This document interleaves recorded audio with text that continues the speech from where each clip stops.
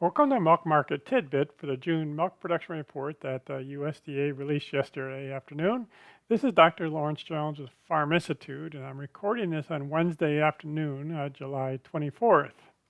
As usual, the milk production report is the first report that comes out of the month, kind of defining what's going on with production. That's followed up with the cold storage report and then the dairy products report. And with all those together, we have an estimate of demand and how much product is used versus put into the refrigerator. Now, one of the things that I did in my Sunday podcast is go through a whole different set of scenarios of how that milk production report would come in, because we've got to remember there's three things that we monitor in the milk production report, and only two of them matter, because cows times milk per cow is going to give you the overall production. So as soon as you know two of those, the third one has to come out mathematically. So this is how it actually ended up. And this was the what I would call typical. That typical came in because I had said that there were going to be about 98.5% of month over month production.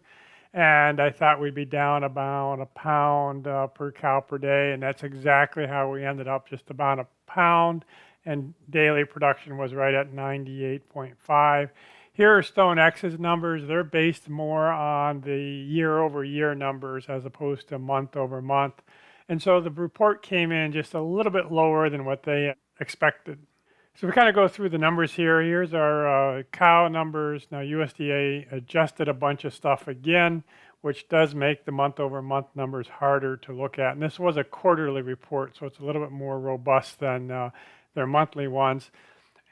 Year over year, we're down about 62,000 cows, so we've come down significantly. But here, just recently, we're probably pretty consistent, 9.3 and change kind of numbers.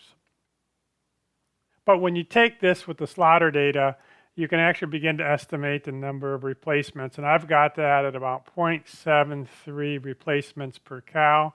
Now, we need about, let's say 0.78 to 0.8 to have, herd that is growing and it can call without thinking a whole lot about it. And again, 0.8 is going to give you a 40% call rate. Now that we're down to 0.73, that's pretty tight. And so the herd is probably going to be more stagnant than growing. Now, what does that mean? If we look at the rolling demand, this was from last month's dairy products report. It suggested that we need about 9.4 million cows. Right now, we're 9.335. So we're probably a little bit short on cow numbers. And so this is going to be more of a bullish report, and we're going to be short on cow numbers probably for a while. Now, if we look at production, this was actually an outlier, even though it came in very close to where we expected it to. And if we look at how level the production has been over the last 4 years, it's also an outlier of that. So what I think's happened with production is we had this, increase, and then it flattened out, but this one was actually even outside of that flattening area.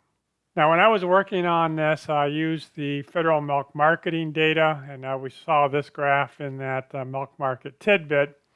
A couple things. Now we can calculate how much of the milk is actually pooled, very similar to last month, 65.4 basically. But one of the things I want to show you is a graph of the month over month changes of the federal milk marketing order versus USDA in orange. And so recently these have been very, very close to each other. These areas that are significantly out of bounds, those are when depooling changes. And so for the last 5 or 6 months, we've been depooling all of class 4. So that says that none of the depooling has significantly changed. So the federal milk marketing data has actually been fairly good at trying to estimate where we think we're going to come out at the end of the month on USDA numbers. If we look at milk per cow, that came in a little bit lower than we actually thought it would for the seasonal adjusted level. And if we graph that out, it's pretty similar to where it's been the last 2 years. So those are the big numbers from the milk production report. We're going to pull the National Dairy Sales Report later today. And then on Thursday, we're going to get the cold storage report, which give us a first glimpse at demand and kind of export numbers. All right, and so I'll get you another report on Thursday or Friday when we get a chance to look at that cold storage report.